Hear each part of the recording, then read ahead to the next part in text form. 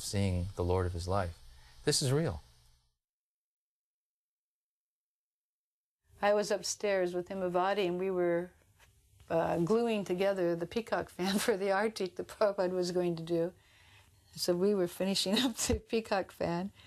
And I remember when it came time to offer the camphor, you know, usually we'd put a little ghee wick and sprinkle a little bit of camphor on it.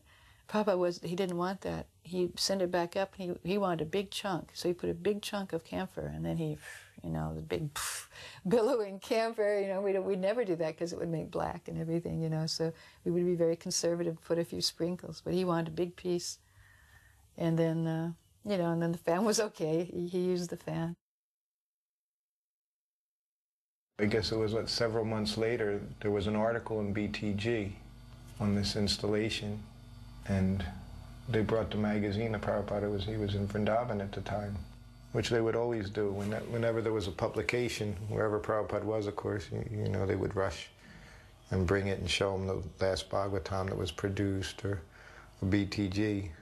So he was at his sitting desk right here, Krishna Balaram, and they brought in the BTG, and Prabhupada started paging through it.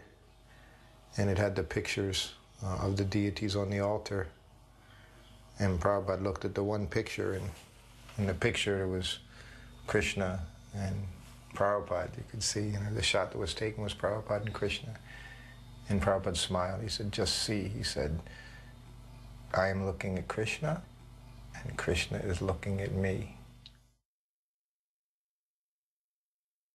After the installation, when Prabhupada did the arti, he performed arti for the deities, and that really amazed all of us. And I remember playing the mridanga and standing very close to Prabhupada.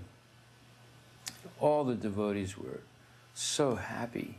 It's just incredible. And Prabhupada was meditating on Radha and Krishna while he was performing the arti. And I had never seen Prabhupada perform arti before that, and it was quite an experience. He took his time and he meditated deeply on the deities, and it infused everyone with you know, deep spiritual ecstasy.